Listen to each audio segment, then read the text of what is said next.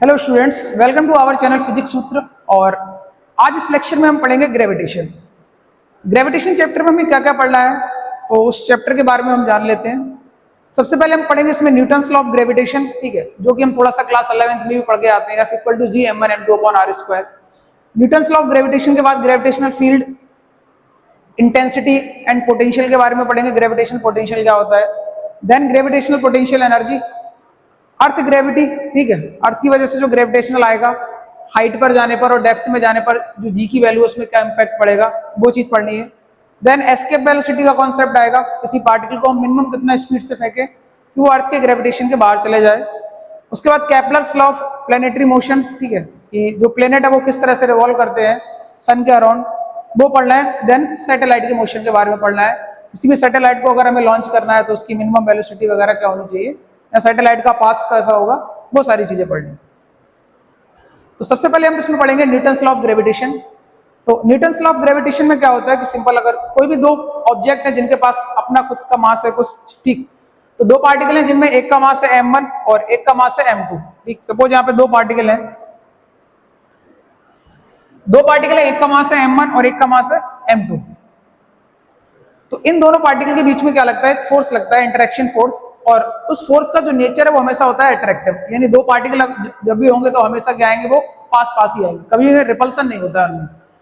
तो यहाँ पे दो ऑब्जेक्ट हैं, एक का मास m1 है, एक का मास m2 है, ठीक है। तो इनके बीच में जो फोर्स लगता है, तो इस यहाँ पे लॉ क्या है, लॉ ऑफ ग्रेविटेशन क्या कहता है कि इन दोनों पार्टिकल के बीच में जो फोर्स है वो डायरेक्टली प्रोपोर्शनल होता है प्रोडक्ट ऑफ मास, ठीक।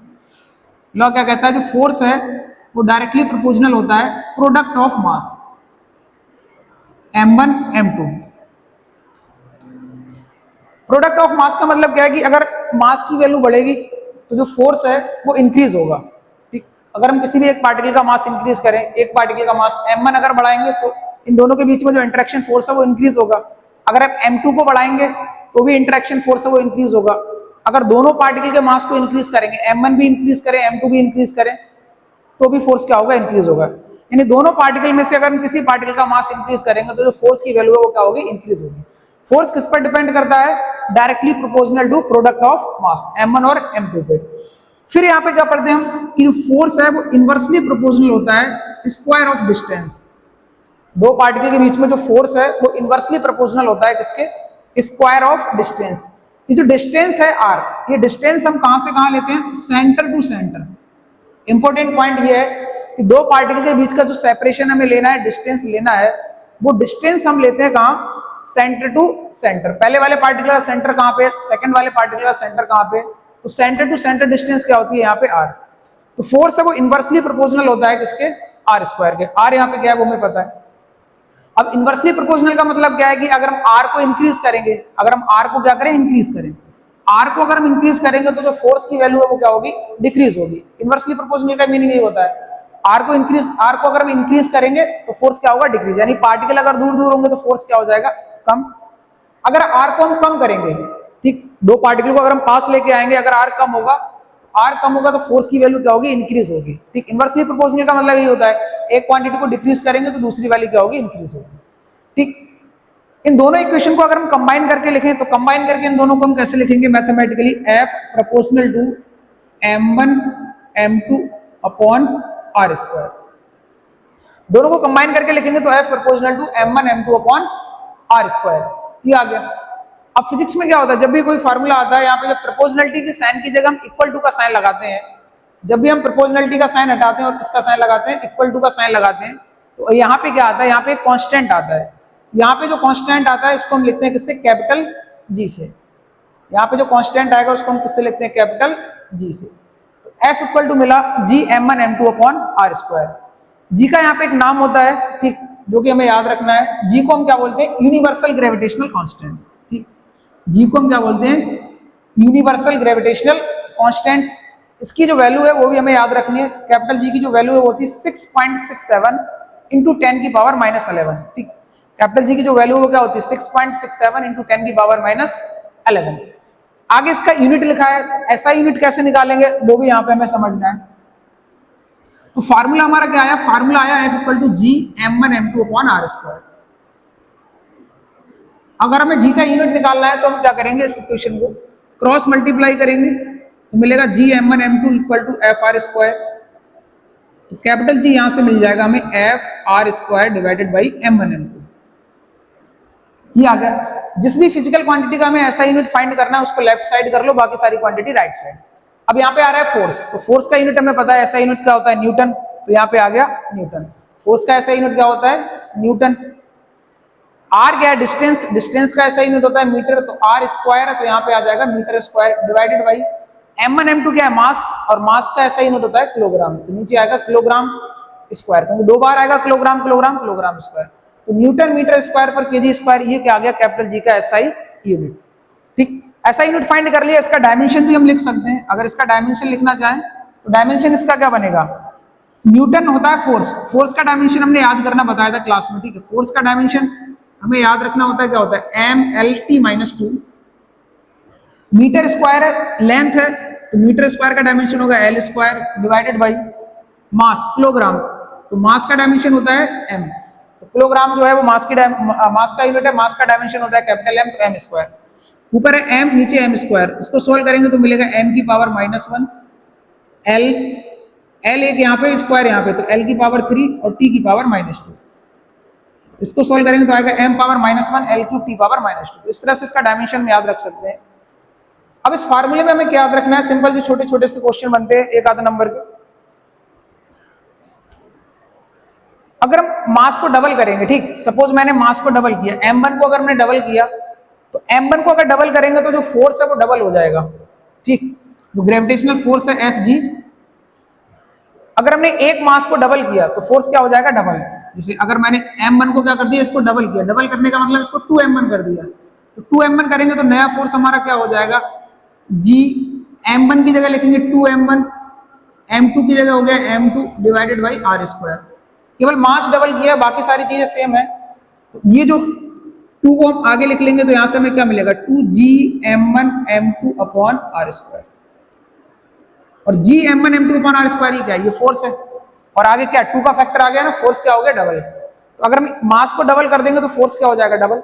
अगर मैं दोनों पार्टिकल के मास को डबल कर दूंगा तो यहाँ पर 2 का फैक्टर आएगा, इधर 2 का फैक्टर, यानी फोर्स हो जाएगा 4 times.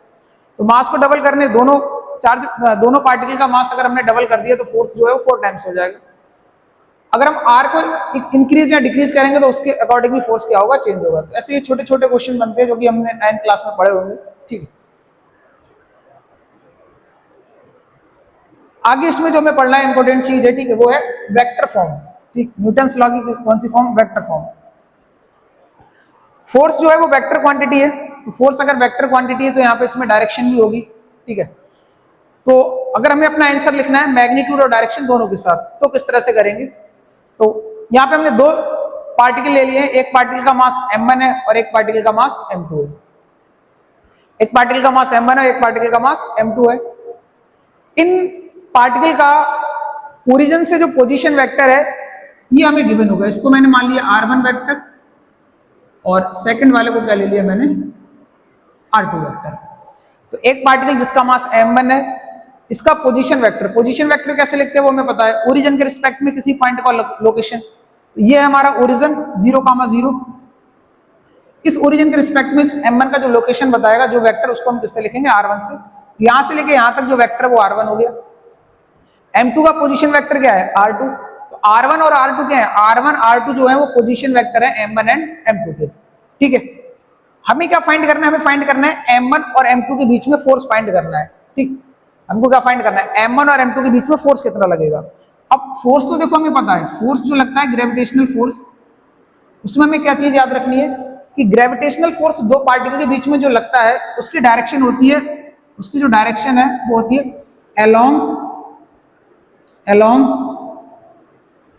along the line joining of 2 charges, sorry 2 particle, यहाँ पे चार्जेस नहीं, क्या होगा, 2 पार्टिकल, यानी उन दोनों पार्टिकल को एक लाइन से मिला दो। ये 2 पार्टिकल हैं, दोनों पार्टिकल को एक लाइन से ज्वाइन कर दो, तो इसी लाइन के अलोंग क्या होती है, इसी लाइन के अलोंग ग्रेविटेशनल फोर्स की डायरेक्शन होती है।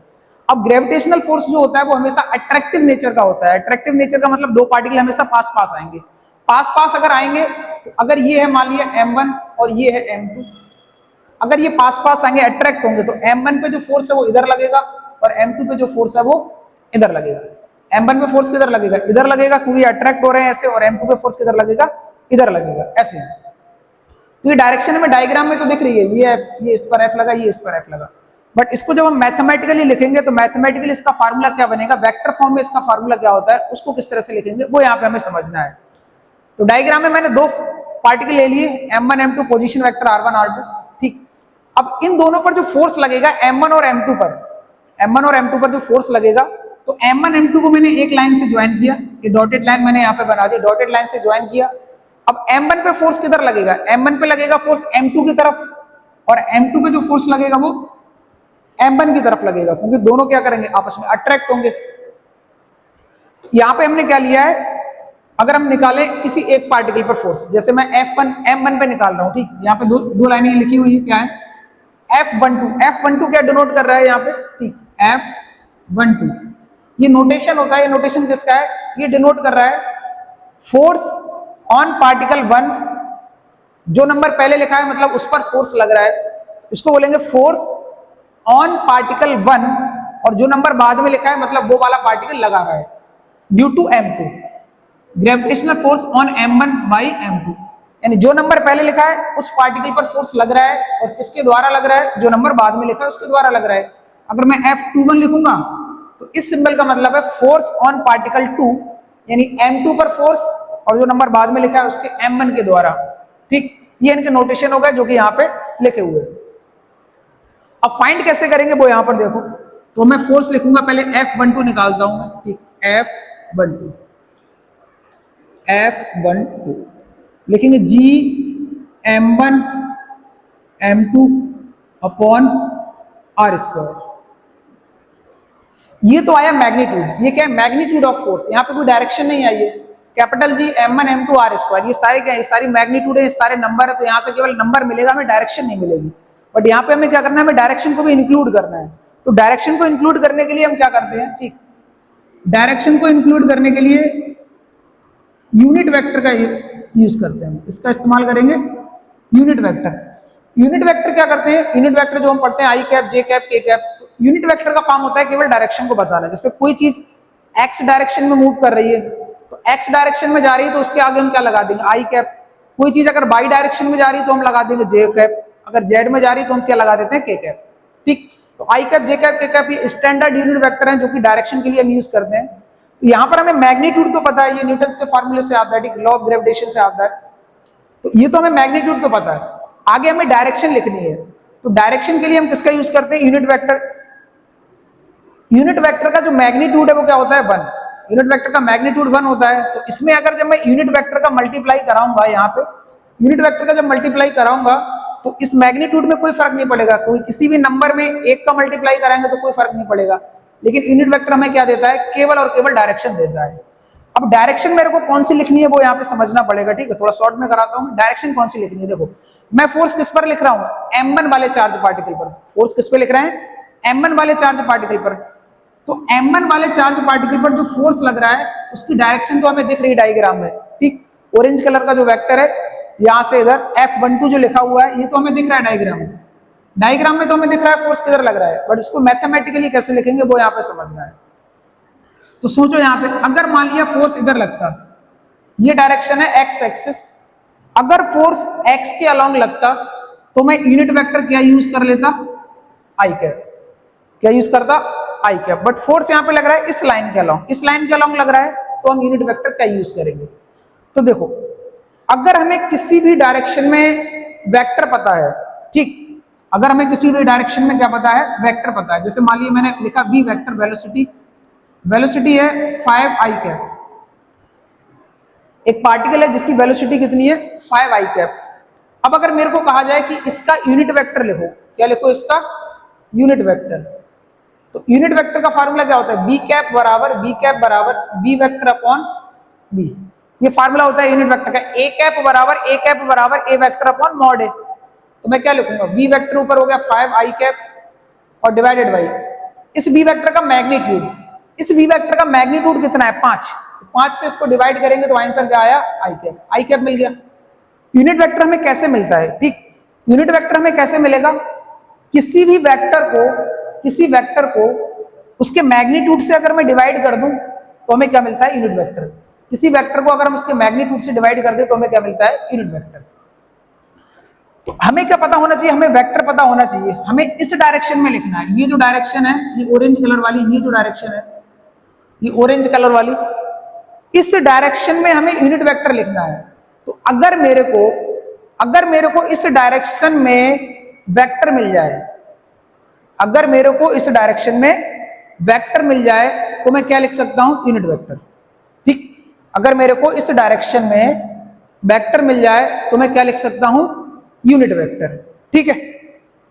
तो देखो इस डायरेक्शन में वेक्टर हम कैसे फाइंड करेंगे वो चीज यहां पे समझो। इस डायरेक्शन में वेक्टर कैसे फाइंड करेंगे वो चीज यहां पे समझना है। तो एक ये ट्रायंगल बन रहा है यहां पे, ठीक, ये है हमारा r1 वेक्टर, ये है हमारा r2 वेक्टर, ये है r2 वेक्टर, r2 वेक्टर,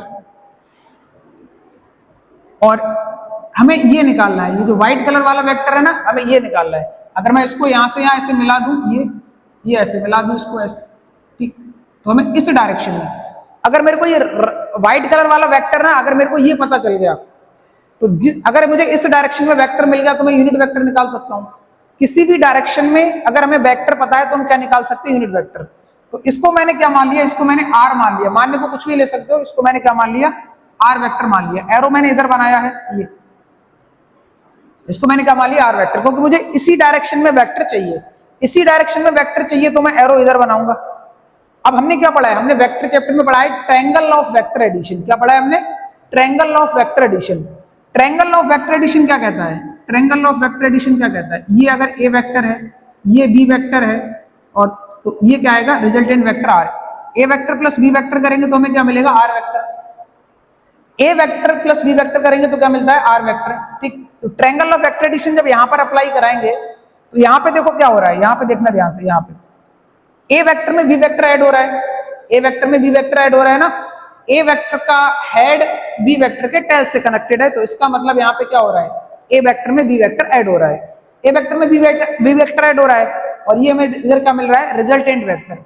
ये लॉजिक अगर हम यहाँ पर लगाएं तो यहाँ पर देखो क्या हो रहा है, यहाँ पे इधर देखो ध्यान से, यहाँ पे क्या हो रहा है, यहाँ पे r1 वेक्टर में r वेक्टर ऐड हो रहा है, r1 वेक्टर में r वेक्टर ऐड हो रहा है, मुझे हेड टू टेल कनेक्ट होना चाहिए। ट्रायंगल का रूल है ना, ट्रायंगल ऑफ वेक्टर एडिशन का रूल क्या है, हेड टू टेल कनेक्ट होना चाहिए। जैसे यहाँ पे हेड टू टेल कनेक्टेड है, तो यहाँ पे r1 में कौन कनेक्ट हो रहा है, यहाँ पे जैसे a प्लस बी लिखते हैं, यहाँ पे a प्लस बी की जगह क्या आएगा, r1 प्लस r वेक्टर, यहाँ पे क्या आएगा, r1 प्लस r वेक्टर बराबर, यहाँ पे a प्लस बी बराबर क्या मिलता है, r वेक्टर, ये टेल से टेल, हेड से हेड, यहाँ पे हमें क्या मिल रहा है, टेल से टेल, और ये हेड से हेड, हेड से हेड, टेल से टेल, टेल से टेल, हेड से हेड, वो रिजल्टेंट वेक्टर होता है। तो रिजल्टेंट वेक्टर यहाँ पे किसका काम करेगा, r2 वेक्टर का। तो यहाँ से जो r वेक्टर आया निकल के, वो r वेक्टर आ गया r2 vector minus r1 vector. बस हमें यही समझना था यहाँ पे। तो ट्रायंगल ऑफ वेक्टर एडिशन जब यहाँ से अप्लाई करेंगे तो m1 से m2 की तरफ जो एक वेक्टर बनेगा, m1 से m2 की तरफ ये जो वेक्टर बनेगा, इसको मैंने क्या मान लिया, इसको मैंने r मान लिया, r वेक्टर। और इस r वेक्टर को अगर मैं r1 और r2 के टर्म में लिखूं, इस r वेक्टर को अगर मैं r1 vector and r2 vector के टर्म में लिखूं तो r वेक्टर किसके बराबर आएगा, r2 vector minus r1 vector. वो मैंने कैसे लिखा, वो मैंने लिखा ट्रायंगल ऑफ वेक्टर एडिशन से। अब हमको क्या करना है, हमको यहाँ पे डायरेक्शन लिखनी है, ये मैग्नीट्यूड है, यहाँ पे क्या लिखना है, डायरेक्शन। डायरेक्शन के लिए हम किसका यूज करेंगे, यूनिट वेक्टर का। और यूनिट वेक्टर कौन सा लेना है, आई कैप, जे कैप, के कैप तो ले नहीं सकते, क्योंकि डायरेक्शन इधर है। इस डायरेक्शन में यूनिट वेक्टर लिखना है। तो मैंने बोला अगर हमको किसी भी डायरेक्शन में, अगर हमें किसी भी डायरेक्शन में वेक्टर पता है, हमें किसी भी डायरेक्शन में अगर वेक्टर पता है तो हमें क्या करना है, इसका यूनिट वेक्टर लिखना है। तो यहाँ पे डायरेक्शन के लिए हम क्या यूज करेंगे, आर कैप। ये जो वेक्टर ना, इसका नाम, अगर मैं इसका नाम दे देता बी तो मैं यहाँ पे क्या लिखता, बी कैप। अगर मैंने इसका नाम दे दिया सी तो यहाँ पे मैं क्या लिखता, सी कैप। क्योंकि मेरे को इस डायरेक्शन में वेक्टर पता चल गया, इसी का क्या लिखना है मेरे को, इसी का मेरे को यूनिट वेक्टर लिखना है। एक छोटा सा वेक्टर काटना है इसमें से एक वेक्टर ऐसा लिखना है जिसका मैग्नीट्यूड 1 हो और डायरेक्शन तो उसी का लॉन्ग होगी। ठीक, वेक्टर और इसका यूनिट वेक्टर दोनों का डायरेक्शन क्या होते हैं, एक ही डायरेक्शन में होते हैं। तो यहाँ पे डायरेक्शन के लिए मैंने क्या यूज किया, आर कैप। ठीक, अब आर कैप कैसे लिखेंगे वो यहाँ पर देखना। ये जो आर है, ये जो आर नीचे वाला आर, ये आर क्या है, ये आर है m1 वाला पार्टिकल और m2 वाला पार्टिकल, इन दोनों पार्टिकल के बीच का डिस्टेंस, वो डिस्टेंस है सिंपल। ठीक है, m1 वेक्टर और m2 वेक्टर के बीच का, m1 और m2 जो मास है इनके बीच का जो डिस्टेंस है वो क्या है, r। ठीक, उसका स्क्वायर है। ये r कैप क्या है, उस वाले वेक्टर का यूनिट वेक्टर है। अब r कैप को कैसे लिखेंगे, ठीक है, r कैप को कैसे लिखेंगे, ये फार्मूला हमने पढ़ा है वेक्टर में, r कैप बराबर r vector upon mod r। r cap बराबर क्या होता है, r vector upon mod r। यहाँ पे इसकी वैल्यू पुट कर दो। अब ये वेक्टर आ गया तो इसके ऊपर मैं एरो लगा सकता हूँ। फोर्स वेक्टर क्वांटिटी है, वेक्टर क्वांटिटी है, तो मैंने यहाँ पे मैग्नीट्यूड लिखा और ये डायरेक्शन लिखी, तो यहाँ पे मैं अब क्या लगा सकता हूँ, इधर एक एरो। अगला स्टेप क्या आएगा, r कैप का फार्मूला होता है r vector upon mod r। ठीक, यहाँ पे वैल्यू पुट कर दो तो आएगा g m1 m2 upon r square, और यहाँ पे मिलेगा r vector divided by r। ये r और r स्क्वायर का मल्टीप्लाई हो जाएगा, तो यहाँ से आ गया g m1 m2 upon r की पावर 3 r वेक्टर, ये आ गया। ठीक, ये आ गया हमारा क्या, F12। ठीक, ये बहुत ही सिंपल फॉर्म आई है यहाँ पे निकल के। F12 का जो वेक्टर फॉर्म में आंसर आएगा वो आएगा g m1 m2 upon r की पावर 3 और r वेक्टर। अब अगर मैं F21 निकालूं, क्या निकालूं मैं, F21, तो F21 को कैसे लिखेंगे, g m1 m2 upon r square, और यहाँ पे क्या यूज करेंगे, यूनिट वेक्टर। यहाँ पे क्या यूज करेंगे हम, यूनिट वेक्टर डायरेक्शन के लिए।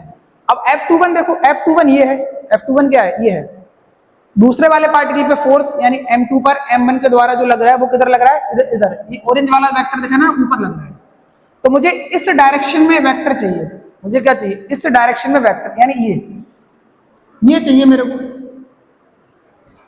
को इस डायरेक्शन में एक वेक्टर चाहिए, और उसका मेरे क्या लिखना है, उसका मैं जो यूनिट वेक्टर लिखना है, उसी का मेरे को यूनिट वेक्टर लिखना है, क्योंकि डायरेक्शन लिखनी है। तो इधर r वेक्टर है, यहां से यहां क्या है, यहां से यहां r वेक्टर है, तो इधर से इधर क्या हो जाएगा, जस्ट अपोजिट हो जाएगा, माइनस का r वेक्टर। हमने पढ़ा ना निगेटिव ऑफ ए वेक्टर, किसी वेक्टर का निगेटिव कैसे लिखते हैं, अगर इधर से इधर r वेक्टर है तो उसके जस्ट अपोजिट क्या हो जाएगा, माइनस का r वेक्टर, क्या हो जाएगा, माइनस का r वेक्टर। ठीक, तो हमें क्या करना है, जो माइनस का r वेक्टर है हमें इसका यूनिट वेक्टर लिखना है, तो इसका यूनिट वेक्टर क्या आएगा। ठीक, यहाँ पे जो डायरेक्शन है, या मैं कोई दूसरा नोटेशन लेके लिख देता हूँ यहाँ पे। ठीक, सपोज इसको मान लेता हूं मैं, इसको मैंने मान लिया, इसको r1 बोल देते हैं और इसको r2 बोल देते हैं। ठीक, तो यहाँ पे हम क्या लिखेंगे, r1 कैप और r1 कैप बराबर r vector, r1 vector upon mod r1 r1। ठीक, अच्छा r1 मान लिया थोड़ा चेंज करने के लिए। ठीक, r1 वेक्टर यहां से लेके यहां तक मैंने क्या माना इसको, अच्छा r1 यहाँ पे पहले से दे रखा है तो थोड़ा सा प्रॉब्लम होगी, r1 तो नहीं ले सकते। ठीक,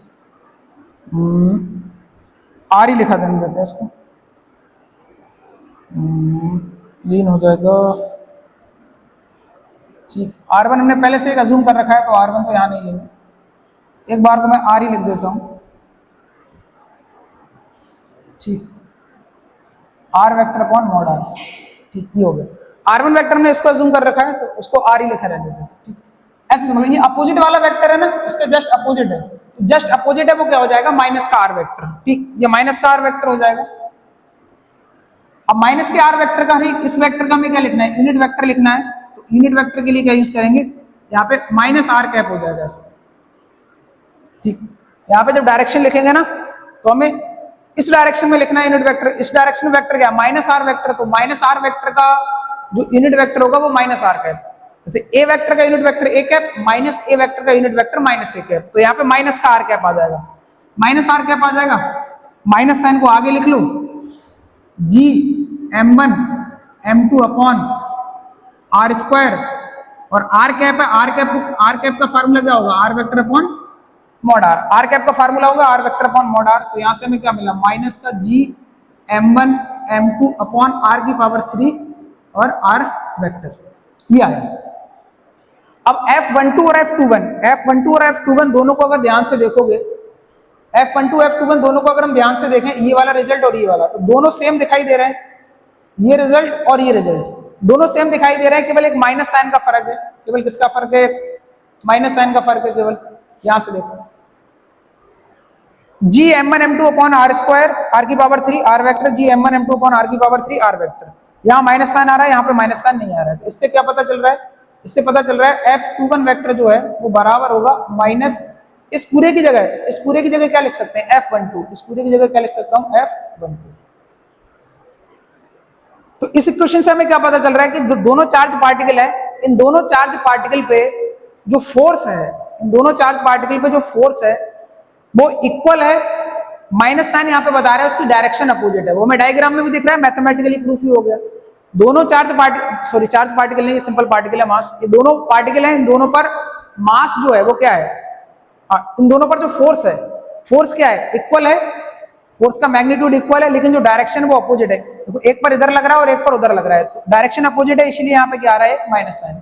इसको वेक्टर फॉर्म में लिखा है तो एक माइनस साइन आ रहा है। माइनस साइन क्या बता रहा है? कि दोनों पार्टिकल पे जो फोर्स का डायरेक्शन वो क्या है? अपोजिट है। ठीक, अब इसको लिखने का एक जो अच्छा तरीका है, ठीक, कितना भी डिफिकल्ट न्यूमेरिकल आएगा वो हो जाएगा, ठीक है, वो तरीका वो यहाँ पे समझो तरीका। ठीक,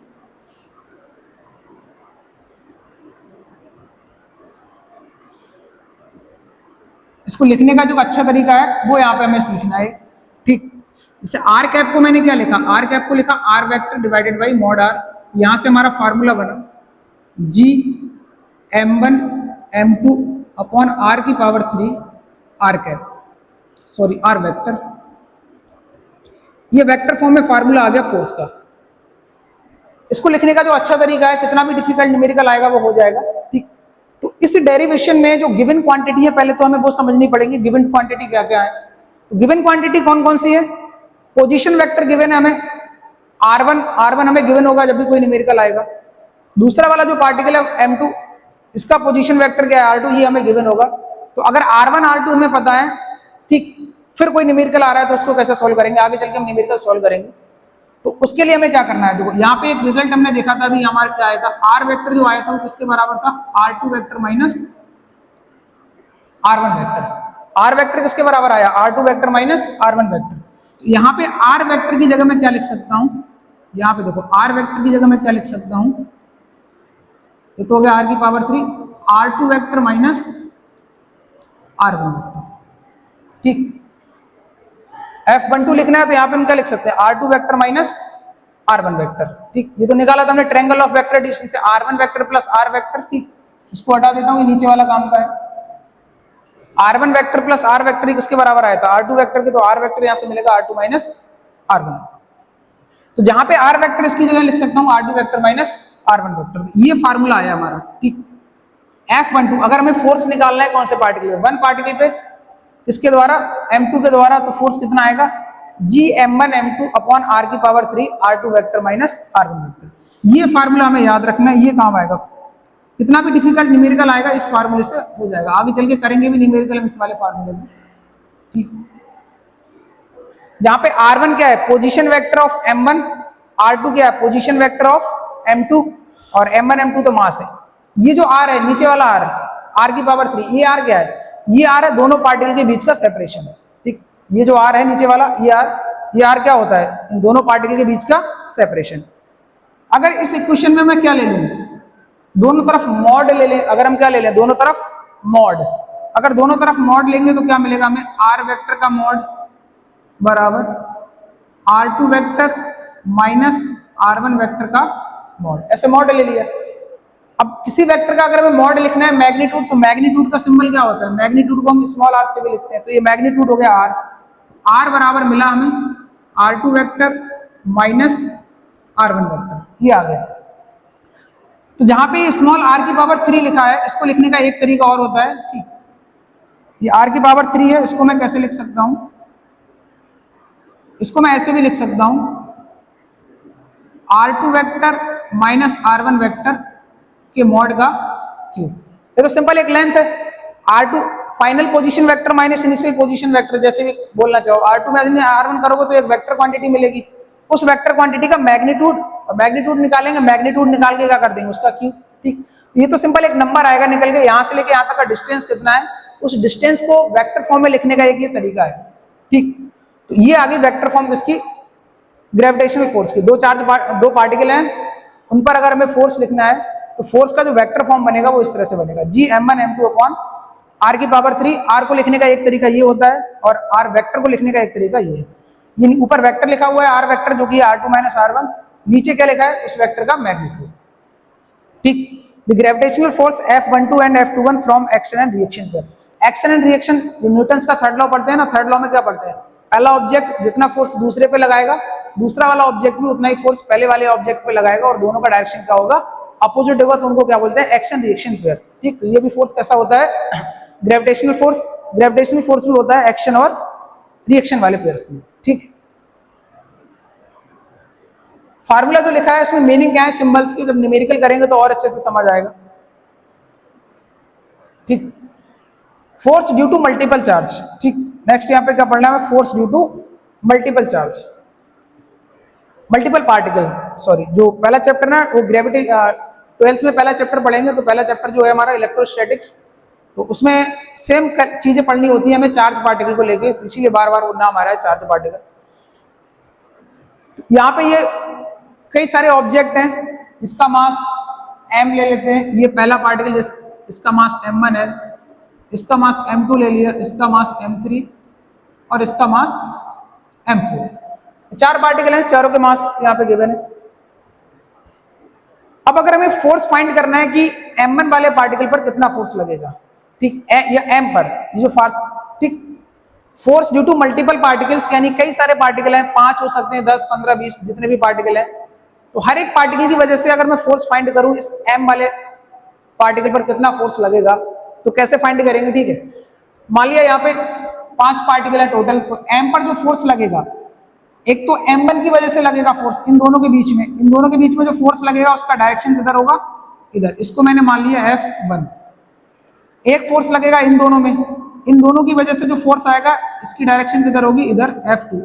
इंटरेक्शन लगेगा ना, तो मैं m पर लिख रहा हूं, ठीक है। मैं क्या लिख रहा हूं, total force on m, total force on m, इस पर इन दोनों पर एक फोर्स लगेगा, ये भी इंटरेक्शन का इधर लगेगा, तो डायरेक्शन इधर हो गई, इसको मैंने बोल दिया F3 और इसको बोल दिया F4। तो टोटल 4 फोर्स लगेंगे इस पार्टिकल पर, चारों का डायरेक्शन डायग्राम में गिवन है। अब अगर हमको सेपरेशन पता होगी क्वेश्चन में जब भी न्यूमेरिकल आएगा, सेपरेशन किसका, m1 और m का, ये सेपरेशन मैंने मान लिया R1, इसको R2 मान लिया, इसको R3 और इसको R4, ये सेपरेशन ले ली, तो टोटल फोर्स कितना आ जाएगा, टोटल फोर्स ऑन m, ठीक, टोटल फोर्स ऑन m कितना आएगा, F नेट जो आएगा ये बराबर होगा F1 plus F2 plus F3 plus F4, ऐसे ये कंटिन्यूसली चलता रहेगा जितने भी पार्टिकल हैं। फोर्स एक वेक्टर क्वांटिटी है, तो जब भी हम किसी पार्टिकल पर फोर्स निकालेंगे तो क्या करेंगे, उनका वेक्टर सम करेंगे। नेट फोर्स अगर निकालना है किसी पार्टिकल पर, तो इस पर जितने भी फोर्स लग रहे हैं, 4 है यहाँ पे 4, तो चारों को हम ऐड करेंगे, लेकिन कैसे ऐड करेंगे, vector addition. Force vector quantity है तो यहाँ पे एडिशन हम कौन सा करेंगे, वेक्टर एडिशन। तो नेट फोर्स जो निकल के आएगा पार्टिकल पे वो आएगा F1 vector plus F2 vector plus F3 and so on. F1 को अगर लिखेंगे तो कैसे लिखेंगे, G M1 और M2, तो M1 हो गया स्मॉल m और M2 बोल दिया मैंने M1, ये M1 M2 upon R square यानी R1 का स्क्वायर, और यहाँ पे यूनिट वेक्टर आएगा उसको मैंने R1 कैप ले लिया, प्लस अगला आएगा G M1 M2, M2 हो गया M, ठीक, M1 हो गया M, M2 हो गया ये M2, अपॉन इन दोनों के बीच का सेपरेशन क्या है, R2 का स्क्वायर। वेक्टर फॉर्म में लिखना है तो यहाँ पे क्या लगाना पड़ेगा, ये हमें यूनिट वेक्टर। इस डायरेक्शन में यूनिट वेक्टर मैंने R2 कैप ले लिया। इसी तरह से अगला वाला फोर्स लिखेंगे और नेक्स्ट फोर्स लिखेंगे और सबको क्या करेंगे, सबको ऐड कर देंगे तो क्या निकल के आएगा, टोटल फोर्स। तो ये जो फार्मूला हमने आज पढ़ा है, ठीक, और जो वेक्टर फॉर्म में फार्मूला पढ़ा है, दोनों फार्मूले पे जो न्यूमेरिकल है वो नेक्स्ट वाले लेक्चर में करेंगे। इस लेक्चर में इतना ही रखो।